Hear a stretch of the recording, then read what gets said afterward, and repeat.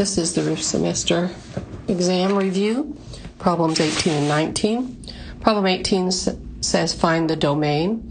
Remember that I gave you 3 rules for finding the domain. Usually the domain is negative infinity to infinity, but there's 3 exceptions. One is if you have a square root, then the square root has to be greater than or equal to 0.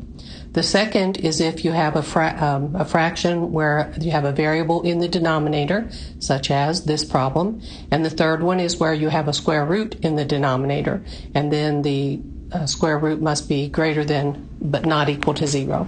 So for this problem, because we have a fraction with a denominator that has a variable in it, our domain is that 8 minus x cannot equal to 0. Add x to both sides and you get 8 cannot equal 0. And they're going to want that domain in interval notation. So it can be every number, every real number except 8. So you'll show that by saying that we go from a negative infinity up to a positive 8, but we don't include 8, union 8 to infinity. So there's the answer using interval notation. All right, let's go to 18 and solve for x. So the first thing we want to do is use our product rule to rewrite this. Since it's an addition sign there, we can rewrite it as log of x times x minus 48 equals 2.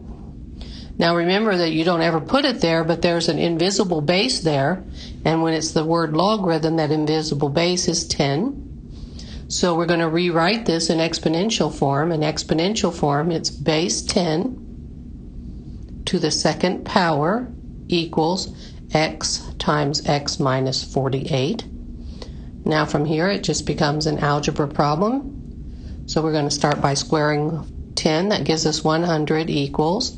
Now we're going to distribute our x, so we get x squared minus 48x. We're going to subtract 100 from both sides. So we get 0 equals x squared minus 48x minus 100. Now we want to factor that. That factors into x minus 50 times x plus 2. And that gives us 0. Now we set each individual equal to 0. So we get x minus 50 equals 0. Or x plus 2 equals 0. So x equals 50, or x equals negative 2. Now you could pick up extraneous solutions here. And remember that you can never take the log of a negative number. So x equals 50, we would have log of 50 plus log of 2, so that one's good. So x equals 50 is a good solution. And the other one, x equals a negative 2, well, you can't take the log of negative 2, so this is an extraneous solution, so it doesn't work.